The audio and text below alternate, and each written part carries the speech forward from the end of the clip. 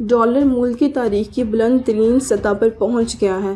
Inter bank میں dollar 6 روپے 61 پیسے مہنگا ہو گیا، جس کے بعد انٹر بینک میں ڈالر 148 روپے کا ہو گیا ہے، جبکہ اوپن مارکیٹ میں بھی ڈالر 3 روپے مہنگا ہو گیا ہے، جس کے بعد اوپن مارکیٹ میں ڈالر کی قیمت 147 روپے ہو گئی ہے۔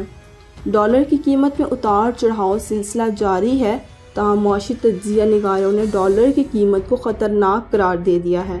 معاشی تجزیہ نگار ذیشان مرچنٹ کا کہنا ہے کہ ڈالر کی قیمت میں اضافہ الارمنگ صورتحال ہے، جبکہ مزمل اسلم کا کہنا ہے کہ ڈالر کی قیمت بڑھنے سے پٹرول کی قیمت میں بھی اضافہ ہوگا۔ معاشی ماہرین نے حکومت کو موجودہ صورتحال پر واضح پالیسی بنانے کا مشورہ دیا ہے۔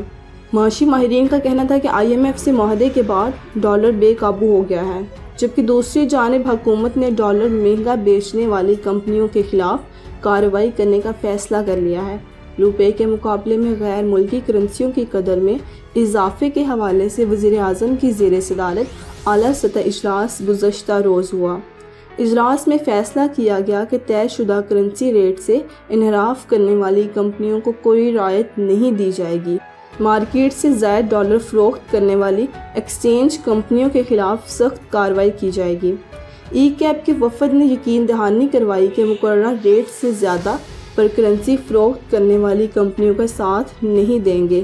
اجلاس میں ایمنسٹی اسکیم کے تحت اثاثے ظاہر نہ کرنے والوں کے خلاف مجوزہ کارروائی پر بھی غور کیا گیا۔